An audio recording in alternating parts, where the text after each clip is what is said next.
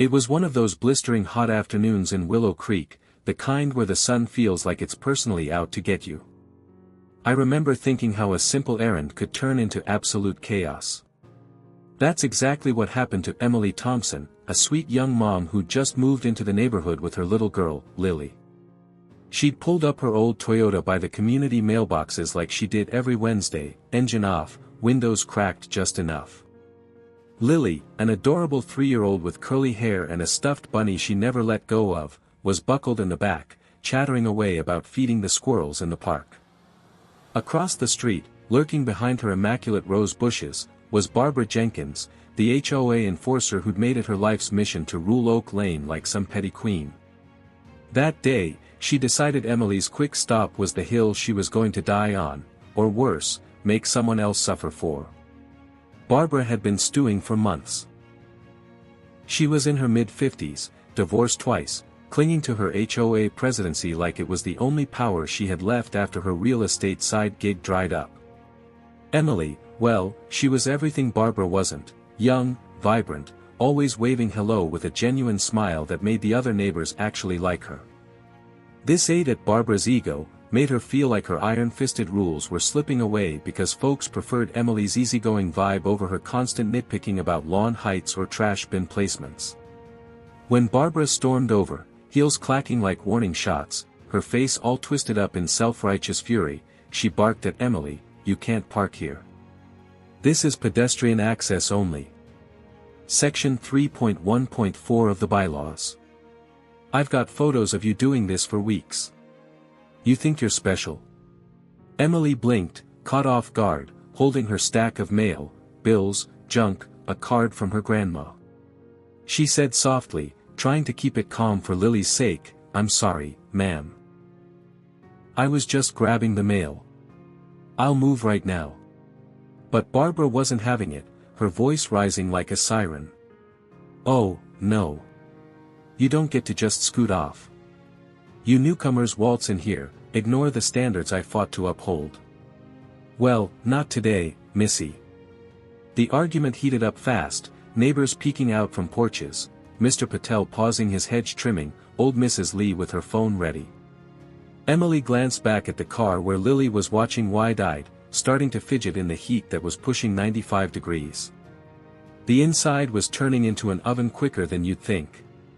Barbara, drunk on her little authority trip, slammed the driver's door shut when Emily tried to get in, blocking her path with arms crossed, snarling, "You're going to listen to me. I'm the president here. Show some respect. Your kid can wait a minute. Maybe it'll teach you both about consequences." Emily's heart raced. She could see Lily's face flushing, hear her small voice calling, "Mommy," through the glass. She pleaded, "Please, my daughter's in there. It's too hot. Move away from my car." But Barbara, in a blind rage fueled by years of feeling overlooked, jealousy bubbling over because Emily represented the change she hated, grabbed her keys and, get this, scratched and jammed every single door handle, locking Lily inside for good.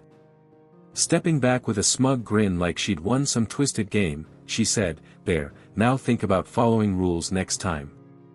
Should have parked properly if you cared about your brat." Panic hit Emily like a freight train. She yanked at the doors, screaming, "Open it. My baby's going to die in there."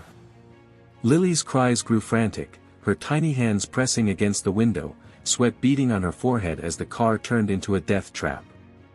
Neighbors swarmed, Mr. Patel ran for a tire iron, Mrs. Lee dialed 911, yelling, "Hurry, child's trapped in a hot car." The crowd turned on Barbara. Tom from down the block shouted, "What the hell's wrong with you? That's a toddler." But Barbara doubled down, voice dripping sarcasm, she needed a lesson. Maybe discomfort builds character. Even as Emily dropped to her knees, tears streaming, begging, "Please, she's just 3. I'll do anything. Just let her out," it was pure cruelty. Barbara's way of lashing out at her own insecurities, the failed marriages, the neighbors who whispered about her bullying, the fear that Willow Creek was moving on without her. But in that moment, it backfired spectacularly. The community she terrorized finally saw her for the monster she was, mobilizing like a family to save that little girl. Sirens wailed in the distance as Mr. Patel pried at the door, sweat pouring down his face. Dr. Harlan, the retired vet from 2 houses over, rushed up, warning, "Kids overheat in minutes. We've got to get her cooled fast." Others brought ice packs and wet towels, the air thick with tension, Emily whispering through the glass, "Hold on, baby. Mommy's here." Firefighters screeched to a halt, tools in hand, assessing in seconds. "How long?" 8 minutes. "Move back." They popped the lock in a flash. Emily lunged in to scoop up Lily, whose skin was scorching, eyes glassy, barely whimpering now as paramedics swarmed. Temps 102.8. Heat exhaustion, heading to stroke. Hospital now. They rushed her off, Emily climbing in the ambulance, glancing back at Barbara, who was finally cracking, her smugness fading as cops cuffed her, reading her rights, child endangerment, assault, the works. "You have the right to remain silent. But lady, you've said enough." At the ER, it was touch and go. Lily's temp spiked to 103.4, docs hooking her to IVs, explaining to Emily and her mom, who'd sped over from Tucson, another 10 minutes, and were talking brain damage or worse. "She's lucky your neighbors acted quick." Emily sat there all night, holding Lily's hand, whispering apologies, her mind replaying the horror, the helplessness of watching her baby suffer because of one woman's vendetta. As word spread through Willow Creek, the backlash hit like a storm. Folks started a group chat, raised thousands for bills and a new car door, and at the emergency HOA meeting, they booted Barbara unanimously, no mercy, with Tom declaring, this wasn't enforcement. It was attempted murder over a damn parking spot. Security cams from Tom's porch caught it all, Barbara's deliberate sabotage, her cold smile as Lily cried. When it leaked to local news, then went viral on socials with hashtag Justice for Lily trending, the outrage exploded. People tweeted, "This witch tried to cook a kid alive. Lock her up." Barbara's boss at the brokerage fired her on the spot, press conference and all, "We don't employ child abusers." Her ex-husband, back from a work trip, filed for full custody of their teen son, telling reporters, "I didn't know she had this evil in her. I'm ashamed." Friends ghosted her, her sister hanging up mid-call, "Barb, you're dead to me." The trial was a spectacle, courthouse mobbed, media frenzy. DA Ramirez laid it out brutally, playing the footage in slow-mo, witnesses piling on. Mrs. Lee testified, she said, "Good, let it teach them," when I begged her to stop. Emily, on the stand, voice steady through tears, "I felt like my world was ending, helpless, while my girl baked in there, all because she hated me for existing." Barbara's defense, weak excuses about stress, her crumbling life, fell flat. The jury saw through it, guilty after an hour. The judge, a mom herself, hammered down. "Your petty power trip nearly killed a child.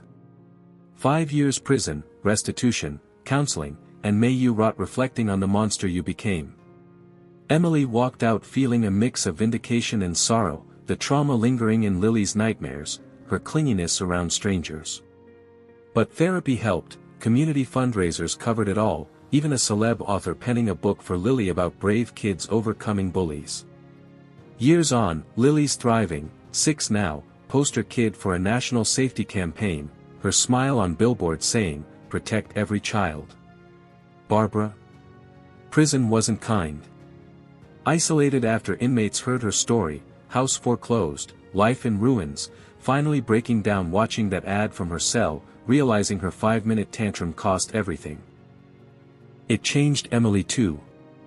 She's HOA pres now, fair and kind, advocating against abuse of power, even got Lily's law passed for stricter HOA checks and kid protections. Looking back, it's wild how one act of hate sparked so much good, brought us closer, made us stronger. But man, it makes you wonder, what pushes someone to that edge? And how do we spot the barbarous before they snap? If you've dealt with a neighborhood tyrant or seen justice served like this, drop a comment below. Was she pure evil or just broken? Share your take. Hit like if it got you thinking, and subscribe for more real-life twists that remind us community unites.